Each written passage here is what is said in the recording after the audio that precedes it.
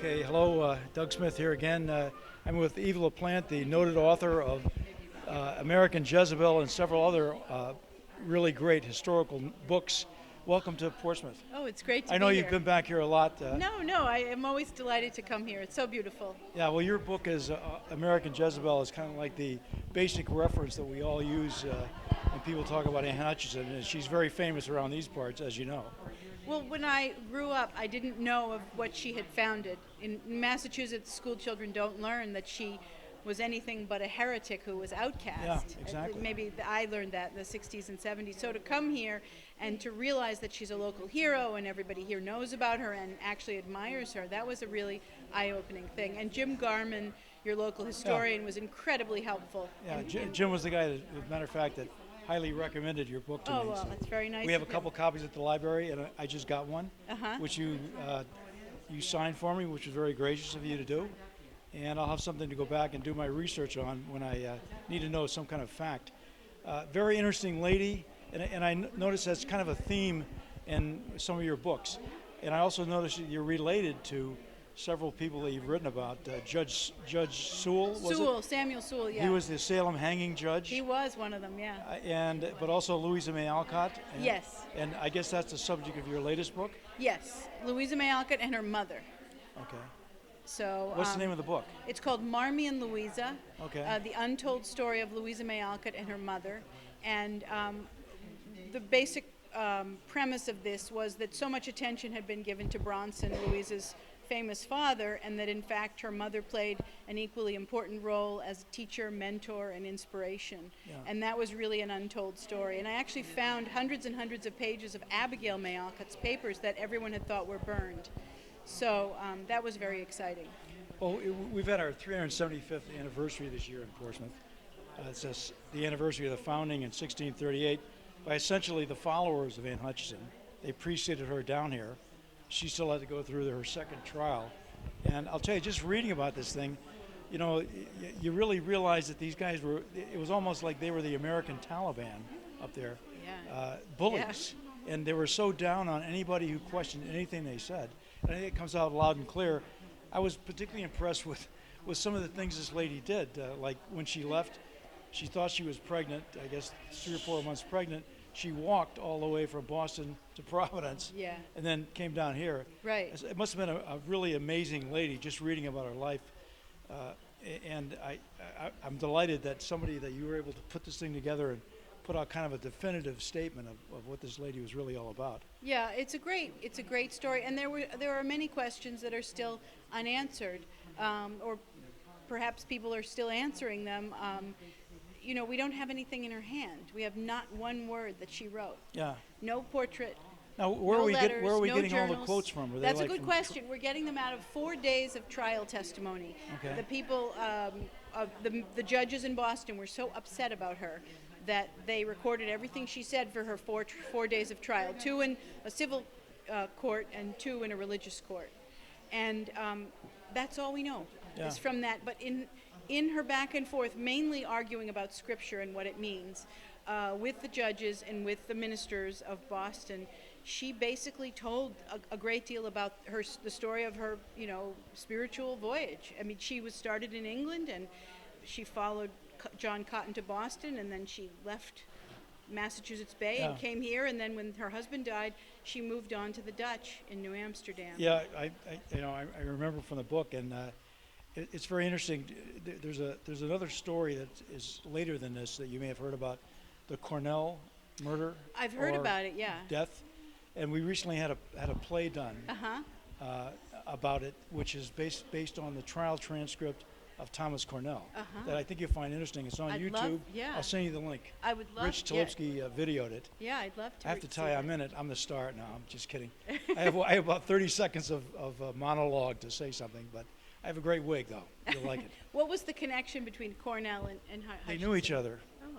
And apparently the Cornell family followed them to New York, but then came back after the massacre. Oh. And they were right down where the Valley Inn is now. That I don't know if you know where that is on East Main Road.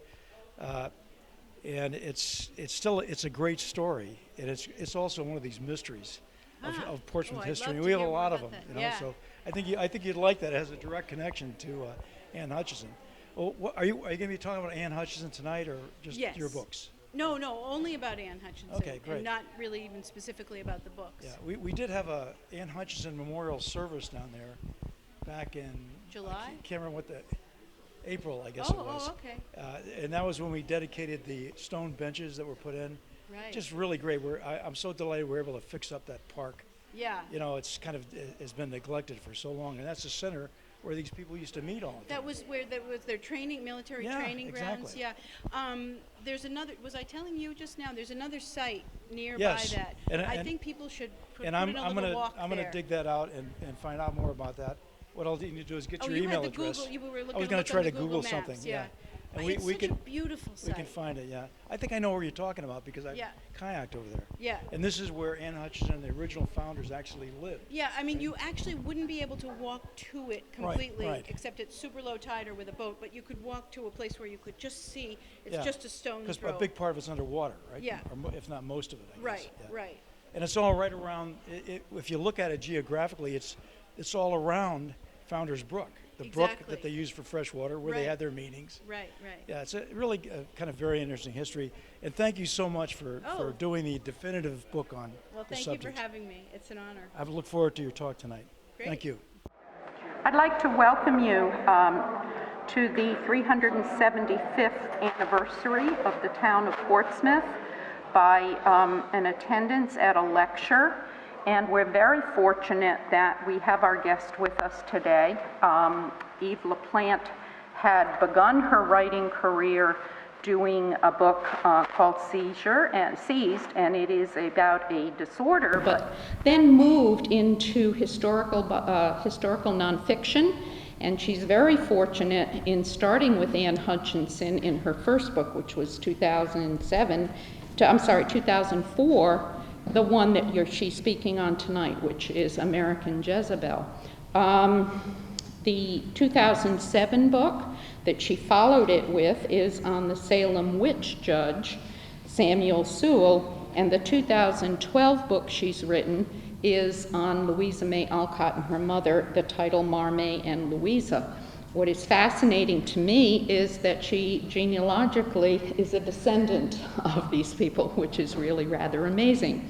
She attended and has degrees from Princeton and Harvard, lives in New England, and we're very fortunate to have her. She gave her lecture this morning to the students at Portsmouth Abbey under a program where the lecture is funded by the Kearney Fund, which has a yearly lecture, began 4 years ago, in memory of Gerald Kearney, a brother of one of the monks here at the library, at the Abbey.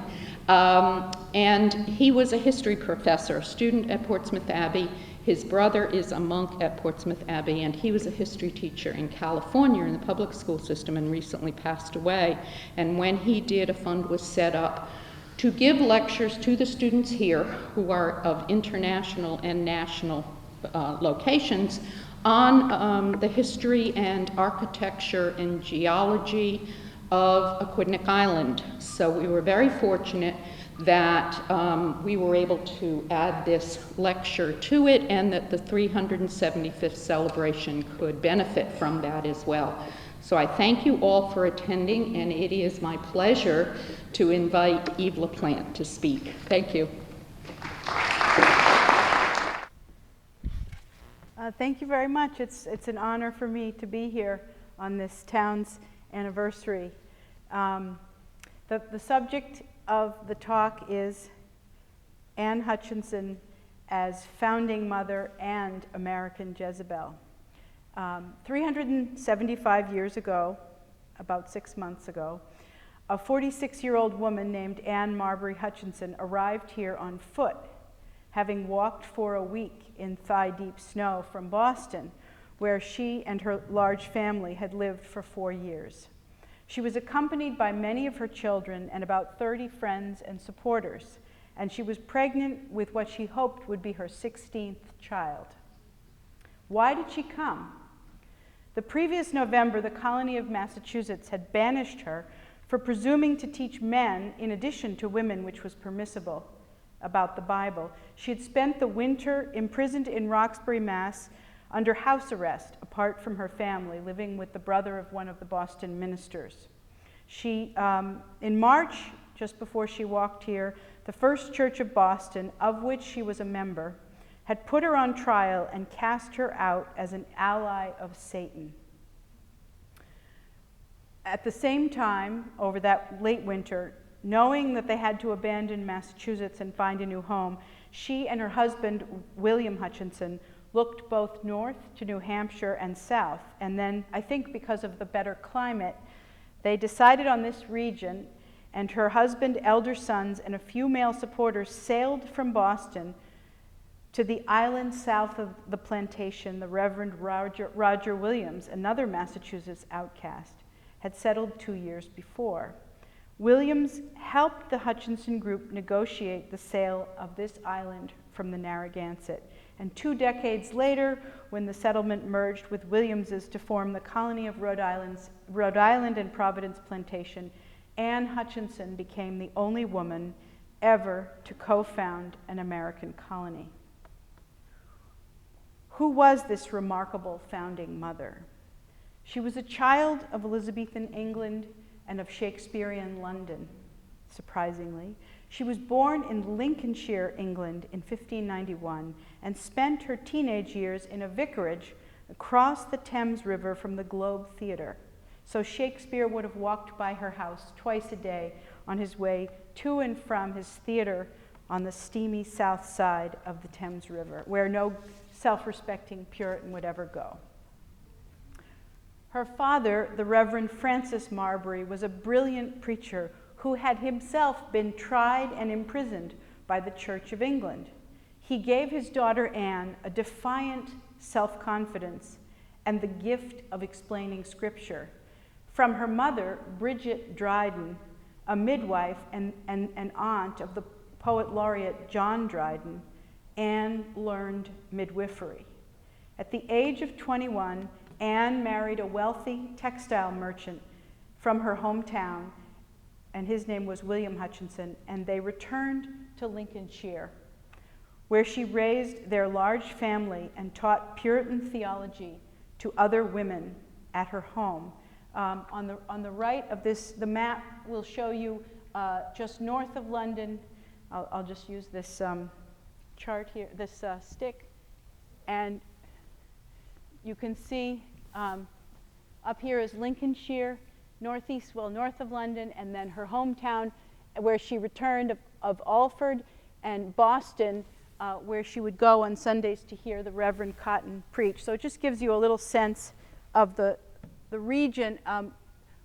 Alford is about a 5-mile drive north of London. And over the next 20 years, the first 20 years of Anne's marriage, she collaborated with the celebrated Puritan minister John Cotton, who's pictured on the left, who was the vicar of Boston in England.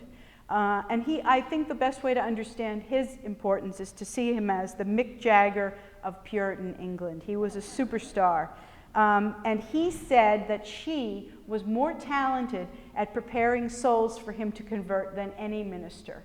So she was remarkably talented spiritually at clearing up men's spiritual estates and consciences.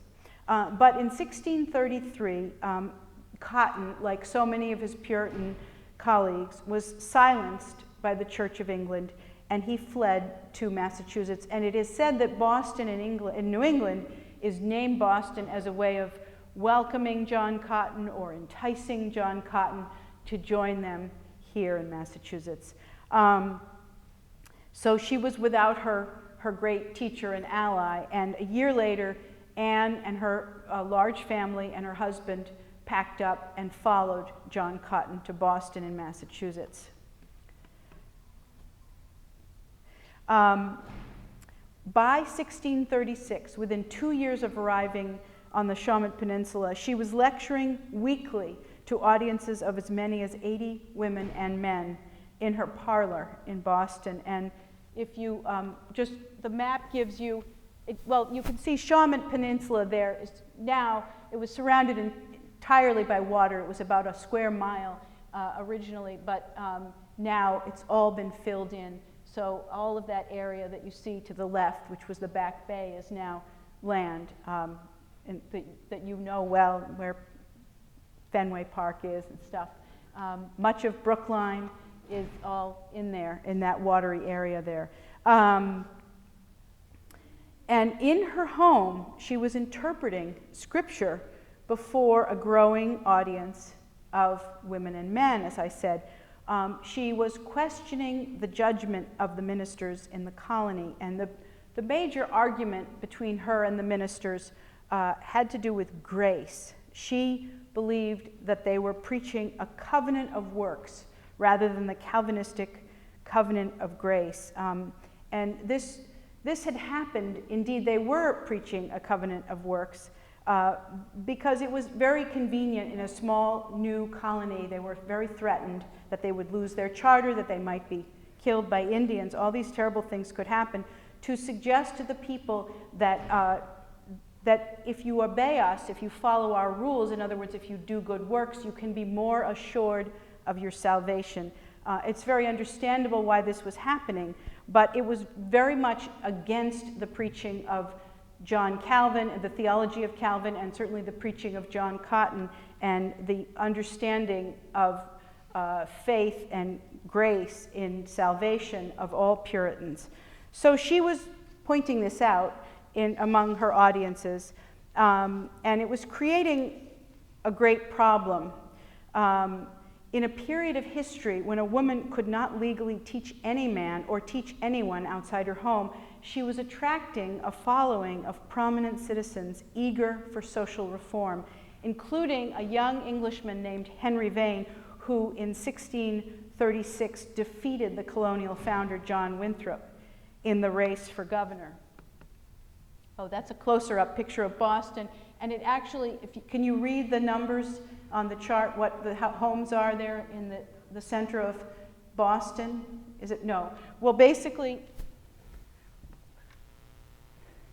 it shows, this is the center of the Shawmut Peninsula. You have the Meeting House, which was church and court and town hall. And then around it, the Hutchinson House, the Winthrop House, the Cotton House, the Coddington House, all the wealthy families were right there in the center of town. So it just gives you a sense of how close these people were all living to each other.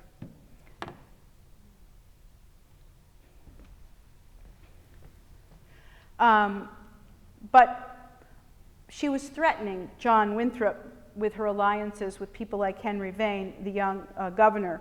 And it seemed to Winthrop that Anne Hutchinson had the strongest constituency in Massachusetts Bay Colony. As one of the ministers allied with Winthrop said, Anne Hutchinson has stepped out of her place. She has rather been a husband than a wife, a preacher than a hearer, and a magistrate than a subject. Threatened by her growing power, Winthrop and a group of ministers set out to remove her. And one point I made with the teenagers this morning is that if they hadn't been so afraid of losing their royal charter, they probably would have hanged her as a witch. But their power was so questionable and so uncertain, and they were so fearful of what the king in England might do, that they were perhaps more cautious than later leaders of Massachusetts were with people who didn't follow the rules. And they called her before the colonial court in November 1637 on a charge of heresy. Well, Hutchinson defended herself brilliantly, but the court, faced with this perceived threat to public order, banished her for behaving in a manner not fitting for her sex. It was Winthrop's belief that she used her devilish powers to subjugate men by establishing the wicked community of women, by which he meant a community in which men and women are equal and thus freely commit adultery. He called her a woman not fit for our society, an ally of Satan, and then, referring to the ancient Israeli queen, widely recognized as the most evil woman in the Bible, this American Jezebel. In the book of Revelation, God accuses his followers of allowing that woman Jezebel, who calls herself a prophetess, to teach and seduce my servants to commit fornication and to eat things sacrificed unto idols. I will kill her children with death. This biblical Jezebel was a witch, a whore, a false prophet, and an enemy of God. The actual historical Jezebel lived more than 8 centuries before the Christian era. She was a Phoenician princess, daughter of a high priest and king of the Sidonians in the city of Tyre in modern-day Lebanon, and she worshipped the ancient Canaanite gods, such as Baal, which took the shape of animals. To the Hebrews, whose God had no face or image, the Phoenician gods were pagan idols. Now, as a young woman, Jezebel married Ahab, a Jew who became king of Israel in 874 BC. In this mixed marriage, he worshipped the Hebrew god Yahweh, while she worshipped the Phoenician gods. To please her, according to the Old Testament, Ahab built a temple and an altar to Baal along the Jordan River. This angered God, as recounted in the book of Kings. The Israeli army, soldiers in chariots, charged toward her palace, threw her from the window, and trampled her body. Then they slaughtered her and Ahab's 70 sons, fulfilling the prophecy that the Lord would take vengeance on Jezebel's poisoned seed. Like Winthrop's account of Anne Hutchinson, which he sent back to England after trying her, sort of a PR move at the time. The Hebrew Bible is an Orthodox history, a history written by the victors, and just as she was to Winthrop the subtlety of Satan, so Queen Jezebel was a false prophet to the authors of the Old Testament. Today, though, we honor Hutchinson as co-founder of an American colony and midwife to the nation's first college. Just a week after banishing her, the Massachusetts court ordered the building of Harvard College to enforce religious orthodoxy and prevent a charismatic radical like her from ever again holding sway. Peter Gomes, the late chaplain of Harvard, said Harvard was erected to prevent future seditious Mistress Hutchinsons. She is also one of the early Americans whose commitment to independent judgment inspired the religious freedom clauses in the 1663 Charter of Rhode Island and Providence Plantation, and ultimately the Constitution of the United States. Her belief in the ability of the individual conscience to look inward to determine what is true underlies our modern concepts of religious tolerance and individual liberties. What did Anne Hutchinson look like? Well, we have no idea, because there are no portraits, just as there are no papers, nothing in her hand.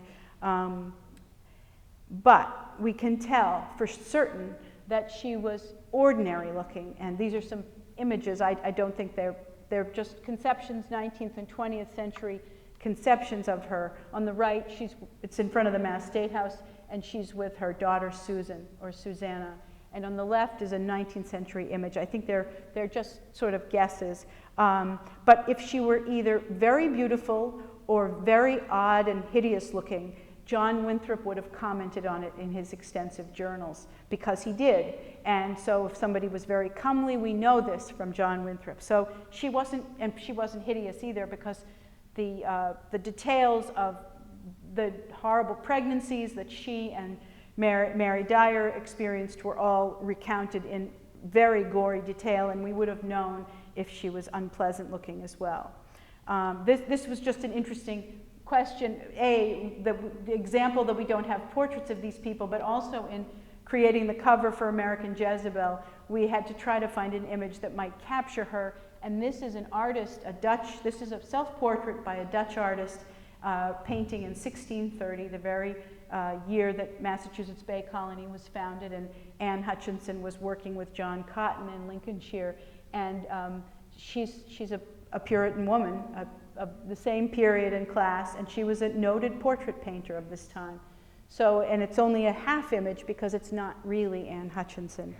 But that was just an interesting question. Now, where was her home in Portsmouth? Most of her land on the western shore of the Great Cove is now underwater because the coastline has changed. In the 1960s, though, a local man walking his dog on the beach found early 17th century clay pipes, delft ware, and animal bones. And this is a view from Route 24 of roughly where the beach was that he was walking on in the background center there. And as a result of this find, a couple of archaeologists came here in the early 70s and spent 2 summers excavating this beach where these objects had been found. Many of you may know this. And this, in fact, was a midden, and it was right near or right on the land owned by her husband or her son-in-law.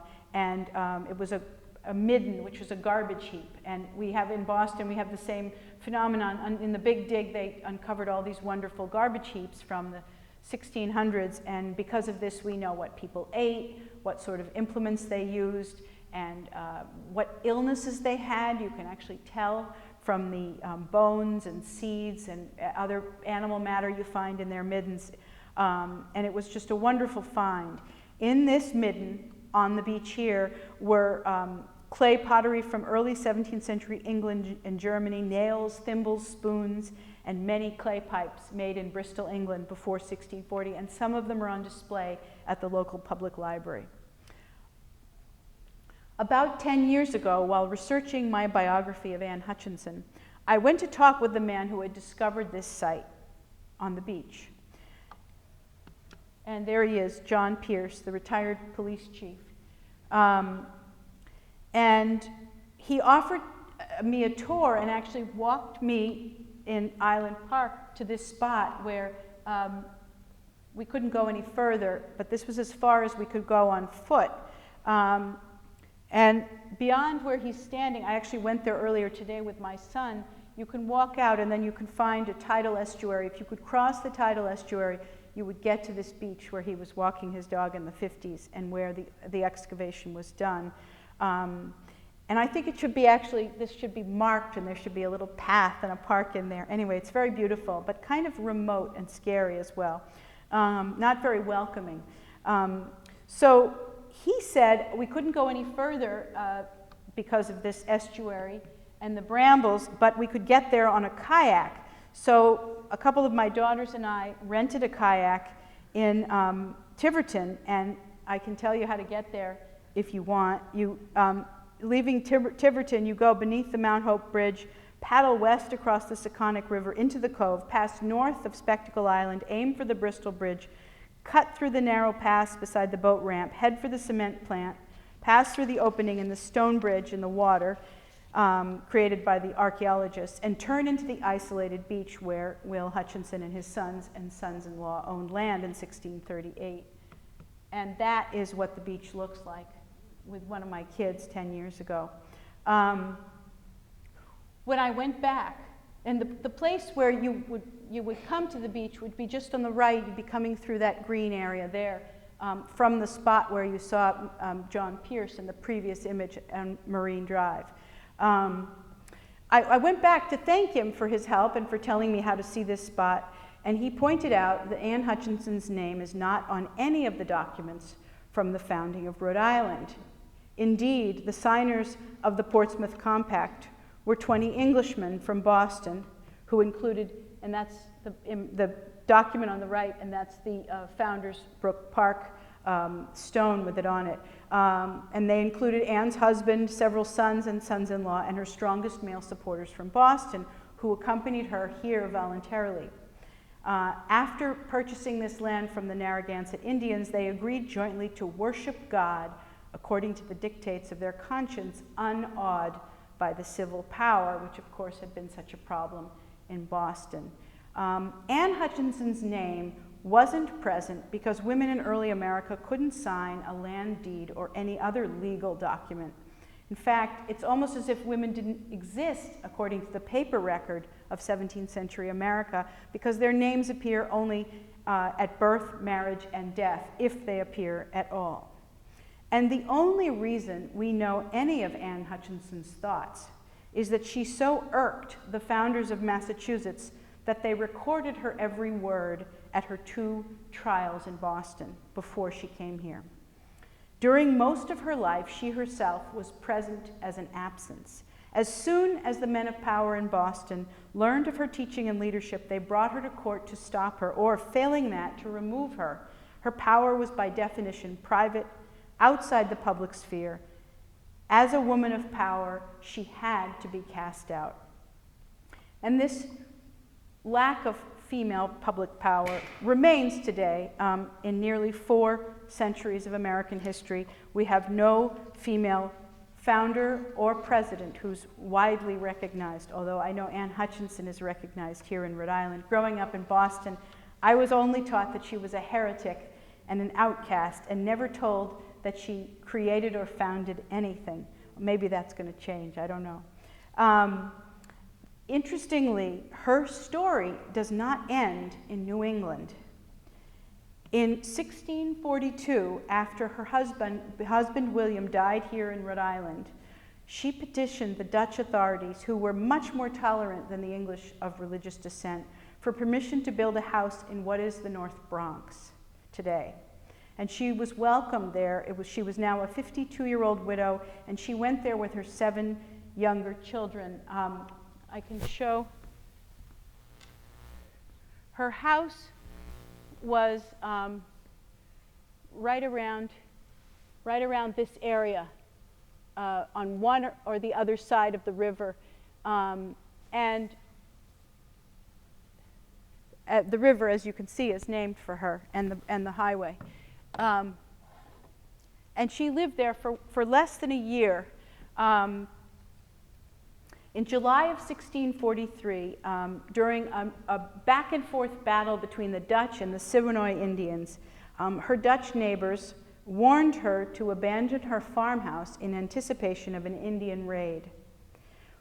She had opposed all English efforts to suppress Native Americans, and for reasons that are not entirely clear to me, she refused to leave her house or to bear arms. So her whole family was there when the Siwanoy warriors came in, not expecting to find any Europeans.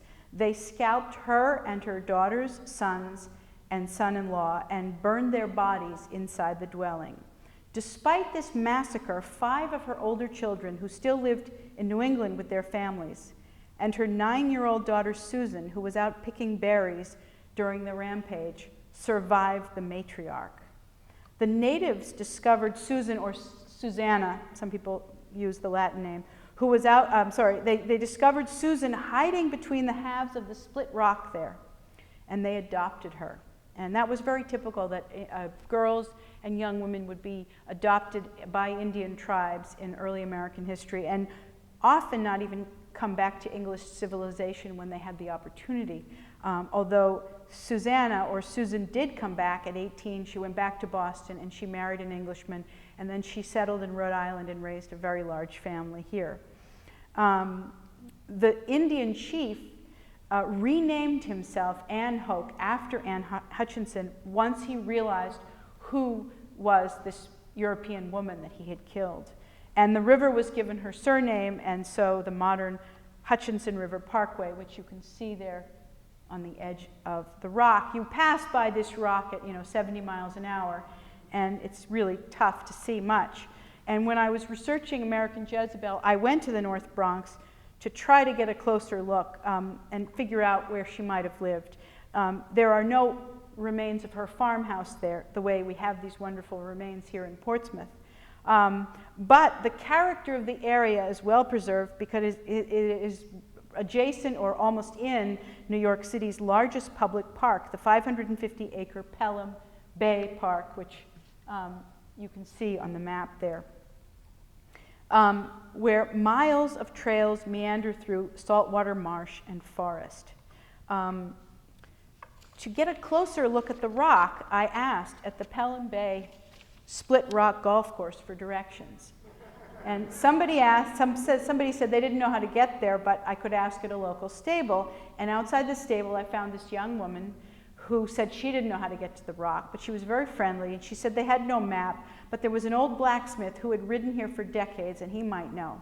So she asked the blacksmith, And he told her how to get there on horseback, and she came back out and she said, "Why don't I just saddle you up a horse and take you there?" So we did ride by horseback along the bridle path about a mile to get a closer look at the rock, which is just a small story to show that writing and researching books is not all hard work. It can be fun.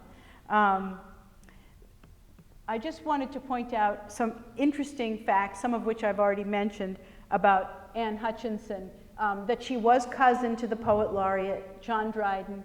2 of her daughters died of the plague in England before she came to America, 2 of her older daughters, that she walked here 55 miles. It took about a week. Pregnant at least 16 times. 12 of her children survived childhood, despite an overall infant mortality rate of 50%. She was really widely respected as both a midwife and an extremely successful mother as a result of this, and that was one of the sources of her power. She was also a high-status woman because her husband was a wealthy merchant, and so she was one of the most, within the realm of female power, she was one of the most important women. She assisted Governor John Winthrop's wife in several of her pregnancies before she was tried and expelled in Boston. She had more than, even though all these children died with her in the massacre, she had more than 30 grandchildren because those that survived had large families. And the Mormon Church is very interested in her, and they've devoted an entire wall of their family history library to Anne Hutchinson's descendants, who include both Presidents Bush and FDR and many other noted figures in American history. And a few of her words, because all we have are these transcripts of her 2 trials when she was, being attacked and sent away and accused of something, we still can piece together her character and the story of her life to a degree. And these are 3 good quotes to give you a sense of her. She said to John Winthrop and the magistrates of the Court of Massachusetts, "Do you think it not lawful for me to teach women? And why do you call me to teach the court?" Which was, of course, all male. The argument was whether in the Bible she was permitted to teach women or not, and in what ways, and was she allowed to teach men at all? And she said she could find biblical support, and John Winthrop felt that she couldn't.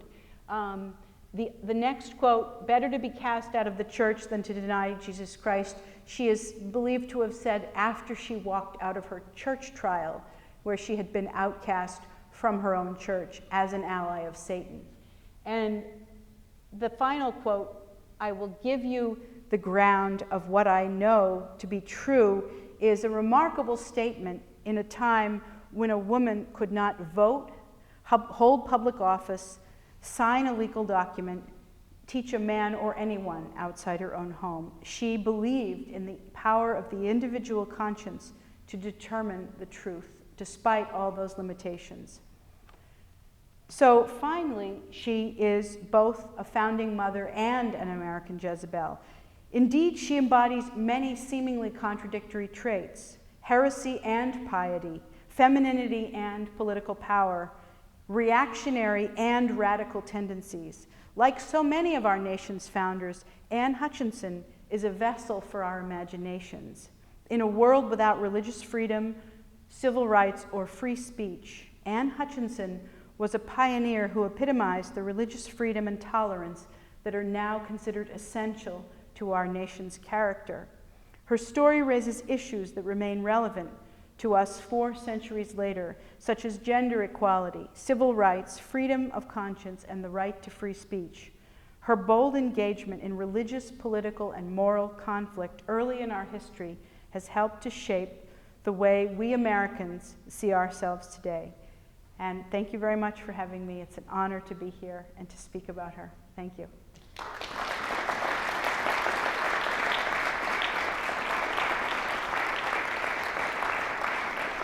And if any of you have comments or questions or any kind of discussion, that would be fine.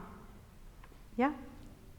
My religious beliefs, they were similar to Roger Williams, weren't they? You know, Was Roger Williams with her group in Boston before he was excommunicated out of that area? yeah, he was also cast out of Massachusetts by Governor Winthrop 2 years earlier. You know, he had very evolving religious beliefs, and I suspect there are people in the room who know a great deal more about Williams's beliefs than I do. And I'm not an expert on Roger Williams. But I could answer your question by saying that there were many other people in England and New England who had similar religious beliefs as Anne Hutchinson. For example, John Cotton, the minister whose image you saw before, was working very closely with her here in Boston as well as in England. And you know, they both had this very strong conviction in the importance of the covenant of grace. So she was not some sort of wild, aberrant theological figure. Her beliefs were very much in keeping with other Puritans.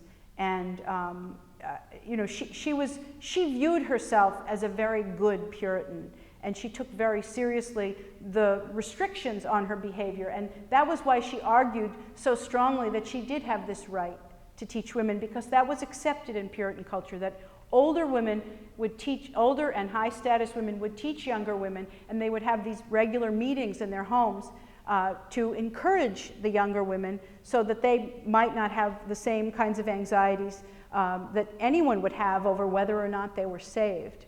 So she was fulfilling a normal Puritan function in doing this teaching. What happened in Boston was that there were all these other factors, political factors, that came into play, and it was a much smaller community than Puritan England. So, you know, things came to a head very quickly. But I don't think her beliefs were unlike many other Puritans' beliefs, if that answers your question. Yeah? There's no knowledge of, I mean, he helped the men who came here before she actually made the walk. The men came by boat a month or two earlier, and they started creating the settlement here in Portsmouth in advance of the arrival of Anne and 40 or 50 other people who came with her. Roger Williams helped them arrange this purchase of the land. But there is no evidence that Roger Williams met Anne Hutchinson, and to my knowledge, there is no correspondence from him to her, and we have no writing of hers at all. So, but it's possible that they met. There's just no evidence of it. But he clearly was helping her group come here and find a home outside of Massachusetts Bay Colony. And there was somebody back there, yeah.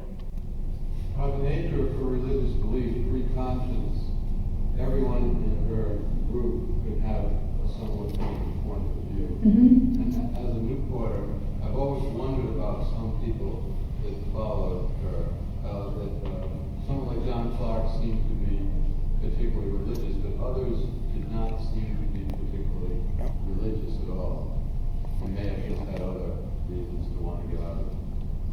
Like someone like William Hutchinson, or even Brennan or Easton. I always wondered what the point of view. And as a Newporter, I've always wondered about some people that followed her. You know, I didn't look into the private writings of Coddington and Clark. I mean, I really dealt with these people as they came into Anne Hutchinson's story. So I could not comment on that, but my sense is that here in Rhode Island there was much more freedom to have services.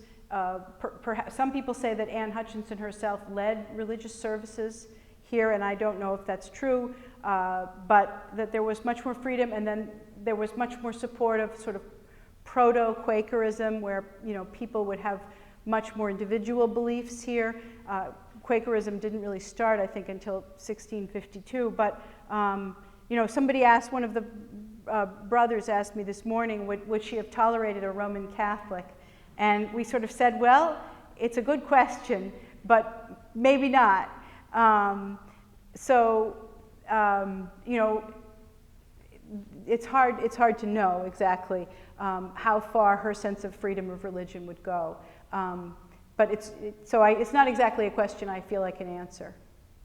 Did you want to say more? Well, I just read that book by John Barry, indicated that without gloom, the power of atheists on the down. Yeah, that makes sense. I didn't know that, but it's certainly credible. Yeah, right there. How is your lineage connected to Anne Hutchinson? And it's also interesting that the other books that you have written are all somehow or another connected to your life. Well, it was just a really strange thing. I wrote a book about epilepsy, a very fascinating form of epilepsy, and I don't have it, and I'm not a physician, and I learned from the publishing world that that was not a good way to write a book because I had no peg or link or whatever. I wasn't going to be able to talk about this book effectively and sell it. And so I struggled for years to come up with something that was connected to me. And it was just initially this crazy thought because my Aunt Charlotte had this family tree when I was little. She was dead when I had these thoughts in my 40s that, you know, these are great stories. I was terrified of Anne Hutchinson growing up. Like, why would anyone want to be related to her? She sounds horrible. And all the things I heard in high school sounded horrible in Brookline. You know, and you know, Massachusetts people don't see her, or didn't when I was growing up, see her the way people here do. And it was creepy. And then there was a Salem witch judge in the picture. And then there was the uncle of Louisa May Alcott, who sounded a little more interesting, but I didn't really believe anything Aunt Charlotte told me about him. So it was all these crazy stories from my childhood. And I said, gee, that's interesting. And the more I thought about this woman, she's pregnant for the 16th time, she's 46, she's just stood up against the founders of New England, and she's walking to Rhode Island. This is a great story. And you know, the further I got, I just got hooked, and then I tackled the Salem witch judge. I went in chronological order. And each time it was just the story sort of took over. And you know, I had to figure out how to tell it and how do you do this sort of thing. But it was really almost just by chance that I went back to these terrifying childhood stories. And it shows you how quirky it is what you end up writing about. I came into it as a journalist. I'm not a historian, I'm a journalist. So that's the reason why. And I've run out of relatives, which is a terrible thing. I mean, I have relatives, but none that I feel I can write any books on. So, so now I have to do something new, which is scary. Right here. Are you like 11th generation or 12th? I think she's my 10th great grandmother, and it's the daughter, Faith Savage, who is that I'm descended from. I know in Rhode Island a lot of people are descended from Susan or Susanna, and because I think so many of those ancestors stayed here. Any other comments or questions? Do you know anything about the kind of education she would have received as a young female child in England that would have given her the confidence? Yeah, that's a great question, and that was a very important part of her story, that her, she wouldn't have been taught to do anything outside the home, certainly as a little girl, and her mother was a midwife, so she learned to be a midwife that way. But her father was a minister in Alford. He was the local minister, and also he was a school teacher, which was the standard role of a town minister. And so he taught a school of boys. Probably her husband, William, was one of his students. I believe we know that he was one of his students, although William was not a brilliant student. But anyway, he studied with the Reverend Marbury. And the Reverend Marbury was silenced. He was both imprisoned early in his career in London for several years, and then he was silenced for another couple of years by the Church of England because he was a nasty Puritan. And during those 3 years that he was silenced, she was a little girl, and she was I think she was his third daughter, and he had a lot of daughters before he had a son. So there were a bunch of little girls at home, and he was stuck at home. And he couldn't preach, and he couldn't teach, and he couldn't do anything. Well, you can infer then that he was teaching his little girls and reading them this wonderful transcript of his argument with the Archbishop of Canterbury, maybe it was the Bishop of Lincoln, I think it was, that he wrote out. He did all these little projects during his period of silence. And this transcript he wrote sounds like a Shakespeare comedy. It's really funny. So he would be teaching the girls. Somebody asked me beforehand, would she have known Latin and Hebrew, Greek and Hebrew? And, Possibly some, but there's no evidence of it. But whatever energies he had, intellectual and spiritual energies, would have gone into these girls. And presumably she was unusual, really gifted, and she memorized large pieces of scripture just as the ministers were doing. And so she had a bit of that education. Then he got his pulpit back, and they went to London for 10 years. And that's when she lived just next to the Thames. And so she spent her teenage years in London, which was a very cosmopolitan thing for a Lincolnshire kid to do. And then she returned to marry William Hutchinson. Yes? Susan Hutchinson Cole. Are there people related to her here? I'm shocked that there aren't, because when I used to come after I first published this book, there were always lots of Anne Hutchinson descendants. And here it seemed like a lot of them were descended through the Coles. Yes? Do you have any information about the miscarriage after the trial? It's all in the book. I mean, there are these two very important abnormal pregnancies that figure in the story of Anne Hutchinson. One is Mary Dyer's in Boston before Hutchinson is expelled. It was an anencephalic baby. I believe it was dead at birth. And John Cotton and Anne Hutchinson tended to Mary Dyer at the birth. Now, at the time, if you had a deformed infant, it was considered a sign of sin in the parents. In the community, that was just the normal way people thought about it. So to protect her, Anne Hutchinson, who was the midwife, never revealed what the baby looked like. And John Cotton is believed to have gone and quietly buried it so no one could see it. And then after Anne Hutchinson left and the Dyers came along with her, there was talk in Boston that this was yet another example, sign of the satanic influence of Anne Hutchinson, and people said, oh, there was this little devil baby. And John Winthrop had the baby exhumed and then wrote elaborate descriptions of it as an example of the evil of people like the Dyers and Anne Hutchinson. And then Anne herself, when she came here, soon after arriving, had what I think would have seemed to her a miscarriage, and I believe John Clark tended to her, and he wrote back to Boston, she almost died. It actually wasn't a fetus, it was a hydatidiform mole, and it's in medical history very interesting. This is the first historical description of a hydatidiform mole, which is basically a tumor. It's I'm not sure if it's called the blighted ovum. It's not even an embryo ever. It's a aberrant thing, and nowadays women would have them removed because it could become cancerous, but she carried this thing for months and months and then delivered it and nearly died.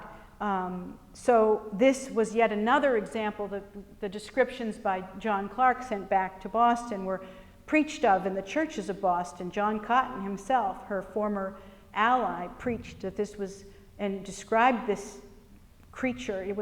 It's just a blob of tissue. It's nothing like a human.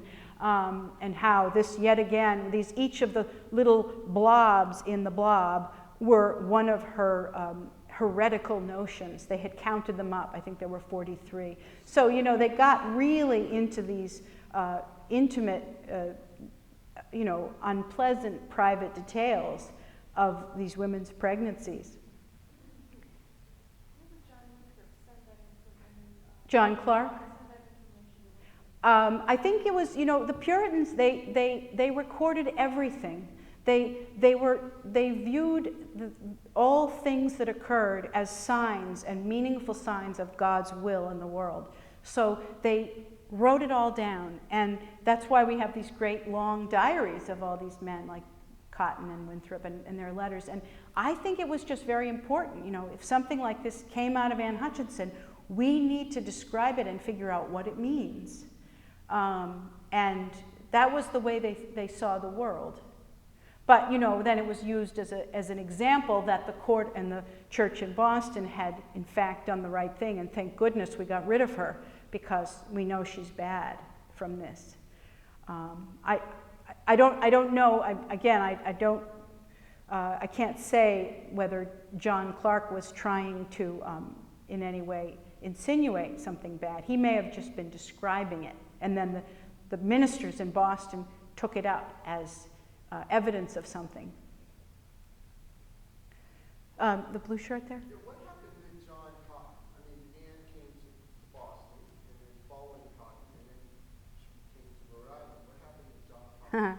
Well, John Cotton is one of the most interesting characters in the whole story. And if any of you haven't read American Jezebel, I'd rather let you read it in the story, because when the story of Anne Hutchinson is told in Boston, it's always like two cartoon figures, black and white, good and bad, and you could be on either side, it doesn't matter. But when you bring in John Cotton, it becomes much more interesting and complicated. And the story of what happened to John Cotton is sort of the mystery of American Jezebel. So if you don't mind, you could read about it. But I was so happy, because I don't like these stories where it's black against white or whatever, you know, because obviously both these two people, Anne Hutchinson and John Winthrop, were amazing, extraordinary people who were dedicated to something huge and important in American history. And neither of them is all good or all bad. So thank goodness for John Cotton that he came in and he was a much more obvious, complicated figure that made it a triangle rather than a dyad. And I'm awfully glad that Portsmouth has this view of Anne as being important in a way that certainly didn't seem to me growing up in Massachusetts. Thank you.